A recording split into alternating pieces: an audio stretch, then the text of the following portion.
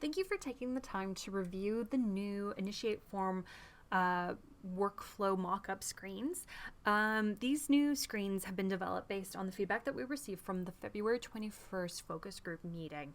We made a few changes. The reasons that we made these changes, first of all, to improve the user experience. We wanted to reduce the amount of clicks and default values wherever we could.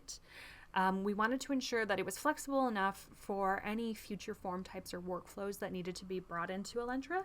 So these are such things as the rotation evaluations and teaching evaluations. We wanted to make sure that when you were initiating an assessment, it would be based on the EPA. So you would select the EPA and then all of the tools associated with that EPA will appear. And we also wanted to make sure that we were aligned with the other Canadian medical schools and using all of their documentation. So let's get into it. I'll show you what it looks like. We're going to go through the learner-initiated EPA form workflow first. So I'm going to click on that, and it's going to take us into a mock-up of the screen. So you've seen this before. I'm going to start with selecting Start Assessment. And this is what the new Initiate screen will appear like. The first thing that you'll notice is the form type up here. So that wasn't there before. And this just changes the workflow, whatever's selected here. It's going to be defaulted to EPA, but under this list, you'll see that we have, for the future, rotation and teacher evaluation. There's also other assessment types, which I'll show you in a few moments. So we're going to select EPA, and then you're going to select your assessor, and you're going to type in their name. And I want to point out that you can type in their email address, which is probably the best thing to be doing, because then you're knowing that you're actually going to get the actual assessor that you are looking for. The date of encounter is defaulted. It was before, and it's going to be continue to be defaulted. Next, the Complete Now method is always going to be selected, and this is because we've noticed that the majority of assessments that are triggered through Elentra are using the Complete Now method, so we're trying to save you a click there.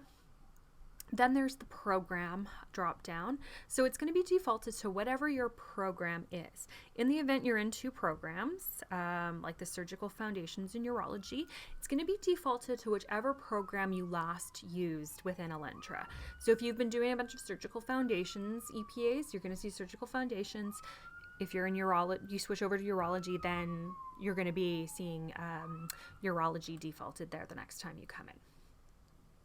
So then you're going to select your EPA, and this is a bit different because now you're selecting the actual EPA.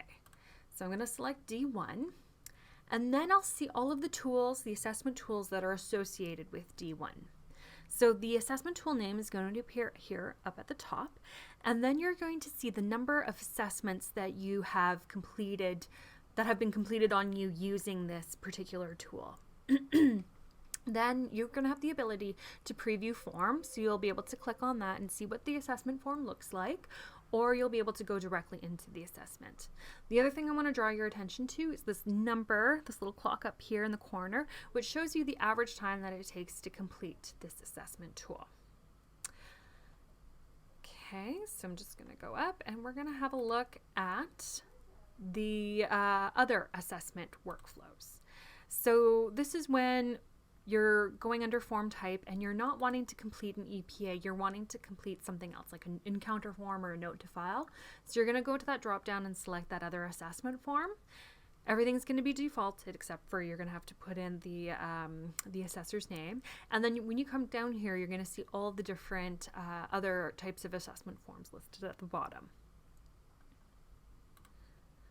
So last, we're going to go into the learner-initiated FAST EPA workflow. So the change that we've made here is on the CBME dashboard, we're going to add a little star button right here. So you're going to click on that, and it's going to take you directly in. So all of this information is going to be defaulted. The EPA is going to be defaulted. Down here, the EPA is defaulted. Your program, all of that information is defaulted. So you'll just have to select an assessor, and then you can go directly into the assessment tool. So that is all of the changes that we're planning to make to this initiation screen workflow. You will be provided with these workflows. If you could go through, click on them, try them out, and provide us with feedback, we would be most appreciative. Thank you so much for taking the time to watch this short video. If you have any questions, don't hesitate to reach out. Thank you.